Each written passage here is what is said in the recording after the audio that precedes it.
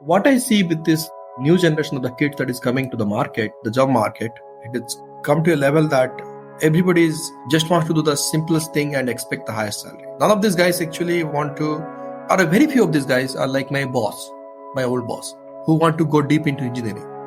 Like people used to focus on engineering and money used to flow.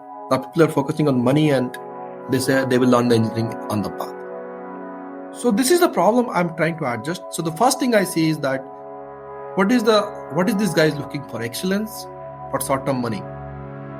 Perseverance or running away? I'm Tapan.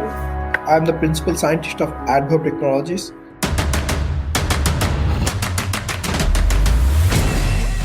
This is Code Story, the podcast bringing you interviews with tech visionaries who share in the critical moments of what it takes to change an industry and build and lead a team that has your back. I'm your host, Noah Laphart, and today how Tapan Pattnayak is working to automate operations using hardware, software, and robotics. All this and more on Code Story. Tapan Pattnayak's life revolves around technology. His friends, professional colleagues, etc., and even his wife is an engineer who he met at a company he was working at. He's passionate about making kids fall in love with science and inspire a generation of young people to roll up their sleeves and dig into hardware. He believes that engineering is taught from the passion of other engineers. Outside of tech, he used to play sports, specifically cricket. When his time was limited to play cricket, he started reading philosophy and history with the goal of predicting what is happening with societal trends. While growing up in India, Tapan was contacted by his good friend in the States to join his company. At first, he was hesitant, but he came to a point in his life where he felt he needed to do something different, something that was high energy, open, and impactful to the rest of the world. This is Tapan's creation story at Adverb. What Adverb symbolizes is can-do attitude. And that culture is ingrained in each of us actually. Adverb as a whole produces the entire automation thing. We have ASRS, we have motor drivers, we have shuttles, we have robots, we have cobots. So we have done everything that is required on the factory floor. From mechanical to electrical to sheet metals to manufacturing to everything. We've done it. Now, what I have done or what I brought to Adverb is, I would say, I was here for a year, but yeah, I'm so glad. In this 1 year, I have done so much things that I haven't done in 5 years in my previous organizations. So many things we've done. New paradigm of safety, new paradigm of wireless, new paradigm of robot stuffs, and wireless mesh, 5G, some of the things that has been done in the outside world but not come to the industrial sector. So we've done a lot of strides in this sector. I was growing up in India and the CEO, Sangeet Kumar, he was my batchmate and he used to stay 4 or 5 rooms apart from me. And he somehow went to this industrial automation sector and I went to the semiconductor sector. He kind of started something in India and then made it big, and he was chasing me for like 5-6 years. Tapi, join us. And I was always, it's a startup, it's an Indian company. I was always in that hesitation. And then once I was in Google, and I think after going through all the big companies in Bay Area, I came to a point in my life that, okay, I need to do something different. I mean, in the energy, the enthusiasm, the openness, and the freedom that you get in a startup, that too in manufacturing, which is like, my passion was where. I thought it is far more impactful to the rest of the world, to me and my career, to do something that will influence a lot of people, especially, with all these old people like my boss in Abnera, who were like, if they are gone, who is going to hold this legacy to the new guys? The new kids I see, all they want to do is like code something or be a social media influencer and stuff like that, or wear AR VR goggles. But nobody wants to roll up their sleeve and do some soldering, some machining in their garage, in their workshop, do something on the antenna, do something in the wireless, run something in the mechanicals. This has all gone to China, to be frank. We have lost manufacturing. And then after a long soul-searching questions, I realized that I'll do a far more impactful job with a company which grows, where the CEO's vision aligns with me and where I get the freedom. So I I took that jump, and when I saw the factory in India, the way they have built up, oh my God, I felt that the fortune favors the brave, and that exactly happened with me. Let's talk about the first version of the MVP that you worked on. So you joined the company, you came in and started working on a product line. What was your MVP? How long did it take you to build, and what sort of tools did you use to bring it to life? When I say AGV, it's like something that automated guided vehicle. It doesn't have the perception of its own, but it will be guided by someone on the higher level. It's called a fleet management server, FMS. Okay, so it's like a multiple thousands of robots running, but the intelligence is coming from a fleet management server, which is somewhere in the upper level. So at one point, my challenge is to make these AGVs go low cost to the point that I can sell 100,000 of them. Because these are like from retail to manufacturing to hospitality to medicines to biological sectors to anywhere you have this logistics involved.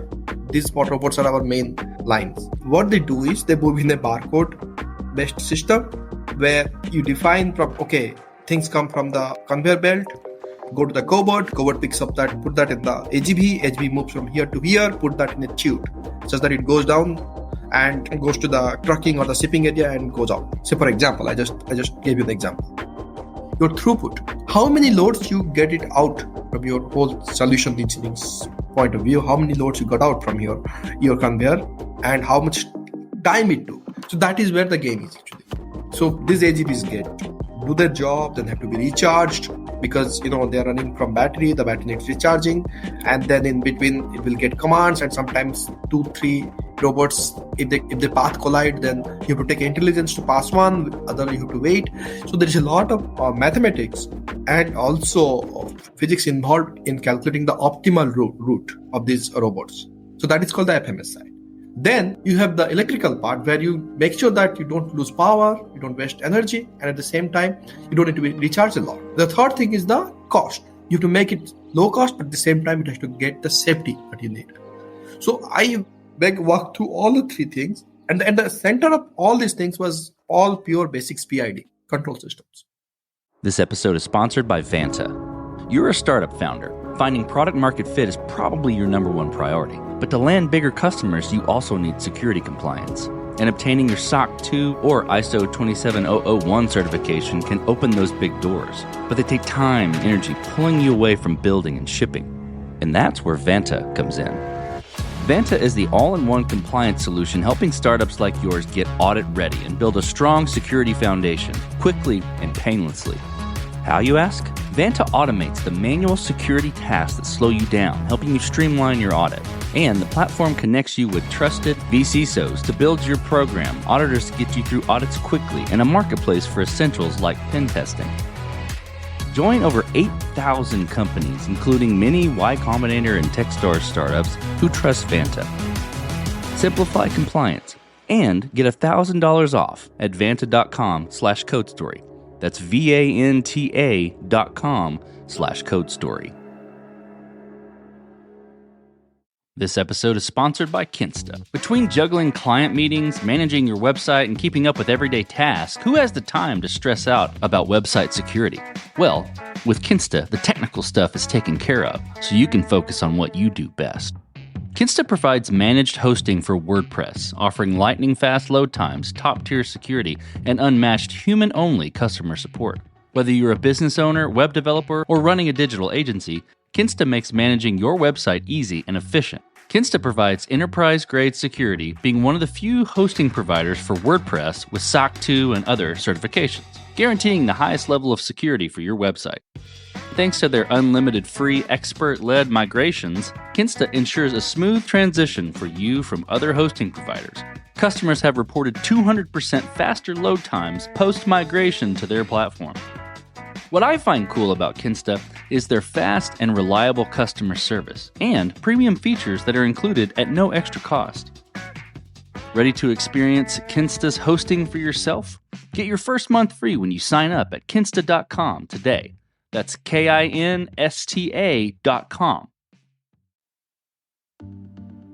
Okay, so then from that point, you've described your MVP. You described the pieces, the components of the MVP.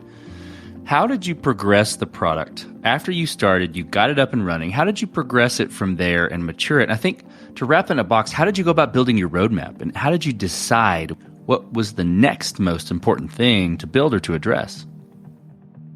Thing is that when I came from an industry which is like commoditized, right? For example, if I make a system for a Google Pixel or a Amazon watch, you can see the cost in the consumer sector has come down to a lot.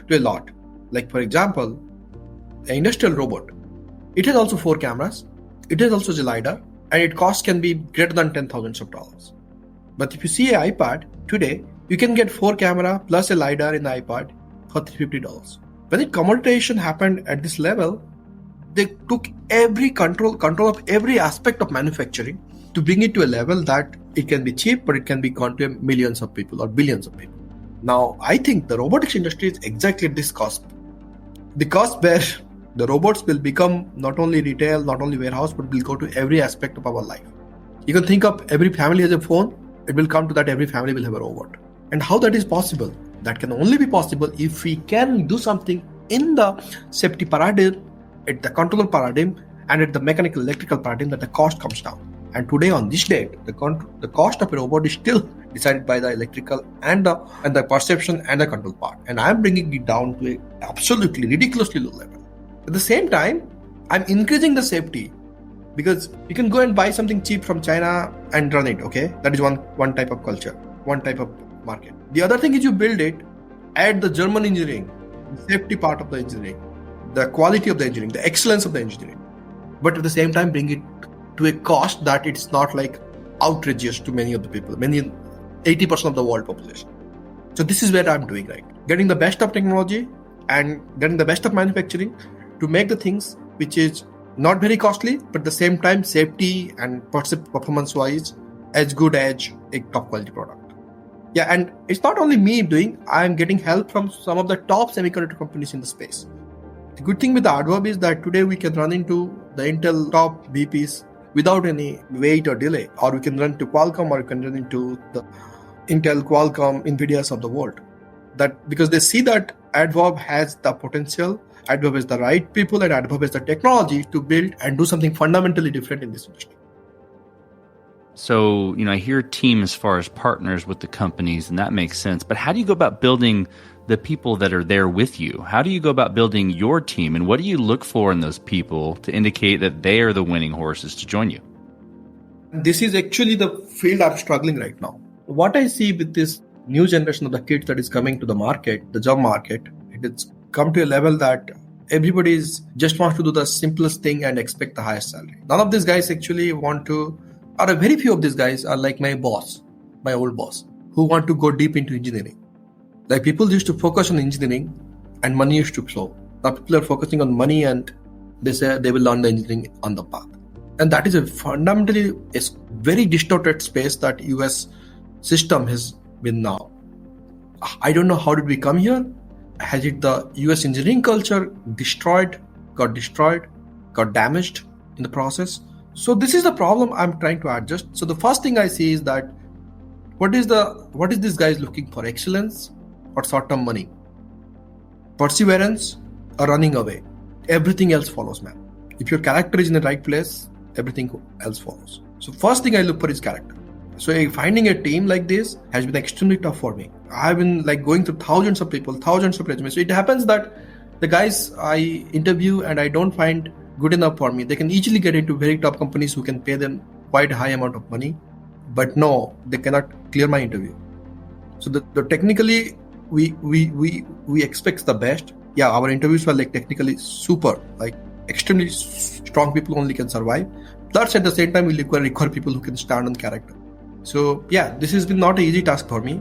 I've been very slow in finding people, but I hope that with the layoff and all these things is going on, maybe we will come to a place where we will go back to the old engineering culture that was there before this ostentatious display of whatever you call. Let's flip to scalability then. So, and this would be scaling of the technology itself. What are you building this to scale efficiently from day one, or are you going to be fighting this as you grow in any sort of capacity? Tell me a little bit about that. When you solve a problem like this scale, right, where you want to bring robotics to the mass, robotics at a cost without compromising quality, we rediscover our strategy every now and then. So even though I start with one, I fall back to two. And I read a lot of development. As I said, right, reading history and philosophy is one of my pet project. So I read how Ford built it. If you read the Henry Ford's autobiography, right, how they built Ford engine. Oh my God, how much struggle they made. Amazing read, actually. I would suggest you to read it. And I'm thinking that we are not doing anything different. The problem that they didn't need to fight was like, okay, I work here and I don't get it. I jump into some other company. The Bay Area culture of, okay, jumping for every 5 to 10% hike. Those type of things was not there. They just struggled day and night. Okay, this engine is heavy. Change the spark plug. Change this thing. It is becoming heavy. It is becoming locking the door. One by one, they solve the problem. Okay, and I'm sure they wouldn't have planned like we'll do this way and this way, this way. No, it just as they developed on the way they rediscovered everything. And I think that is the way actually. You cannot say that I will hire very highly experienced executives who know what is wrong and they will do it. You were proven wrong. Look at Tesla. You were proven absolutely wrong. A guy with passion can do more work than a guy with a lot of experience. The only thing that is required is basics. Basic physics, chemistry, mathematics. And an attitude and a character. That's the thing is required. Tapan, as you step out on the balcony and you look across all that you've built thus far at Adverb, what are you most proud of? So, to be frank, it's only a year for me. Yeah, I built a lot of safety, new paradigm of safety in Adverb. I've solved a lot of problems like debugging. Okay, there is one thing is designing, one is debugging. Yeah, on debugging, I'm proud of a lot of things. On designing, I've only designed one product so far. It takes time. I would say I'm more proud of the problem I debugged. So I would say, yeah, high speed AGV, speed optimized automated guided vehicle that I made. Let's flip the script a little bit. Tell me about a mistake you made and how you responded to it. I just blindly took whatever one of my vendors said that they will be delivering, and it did not get delivered. Like months, 3 months, 4 months, 6 months delayed. The supply chain constraints came in. There were not many things to be delivered. So I was like beaten actually. I was really beaten. What to do now? And then out of the blue, I kind of thought something which can solve the same problem without depending on others and in-house design. And that's what I did and it worked. So I believe that the hard lesson I learned is that anything that you do in the fundamentally new things in the innovation level, unless you have a control on the entire chain, you cannot build new things. And I think Apple has done that to a very great extent. I was thinking why Apple is doing that, everything like in-house, and I can sense that. Like whenever you are trying to do something new, if you depend on something else, it's going to kill you. You do something, but you can always get totally detoured. Okay, what does the future look like for Adverb, what you're working on, and for your team? The future is very, very bright. The first thing is that we have kept our culture based on old engineering style, right? Which is doing things in-house, doing things in a classical way, but working hard and never giving up. So I'm pretty sure Adverb is going to be amongst the top 3 to 4 companies in robotics field. We bring the best of the East and West. Like for example, all I can say is, I worked with all the cultures in the world. I worked in India, I worked in China, I worked in Taiwan, Netherlands, Israel, US. And I think we in Adverb brought the best culture of all the places with our basics right. Like we are conservative, and we are conservative in the way of conservative in our engineering and liberal in our culture. So definitely Adverb has a very bright future. Let's switch to you. Who influences the way that you work? Name a person or many persons or something you look up to and why. So if you ask me, I look up to be someone like Elon Musk, who who only had basics and who had passion and built an entire new field. And the good thing about him is that he could clearly distinguish between pseudo-liberalism and liberalism. I think he inspires me the most. Not his interpersonal dealings or something, but what he could do in US, staying in Bay Area, far from the automotive sectors, far from the manufacturing sectors, just by pure passion, what he proved, I think I must give it to him. Okay, last question, Tapan. So you're getting on a plane and you're sitting next to a young entrepreneur who's built the next big thing. They're jazzed about it. They can't wait to show it off to the world. Can't wait to show it off to you right there on the plane. What advice do you give that person, having gone down this road a bit? I think I'll hold my advice. I'm still not a successful entrepreneur or a successful person to give that advice. So I'll hold my comment here. All right. Well, Tapan, thank you for being on the show today. Thank you for telling your creation story of Adverb. Thank you. Thank you for your time. And this concludes another chapter of Code Story. Code Story is hosted and produced by Noah Labhart. Be sure to subscribe on Apple Podcasts, Spotify, or the podcasting app of your choice. And when you get a chance, leave us a review. Both things help us out tremendously. And thanks again for listening.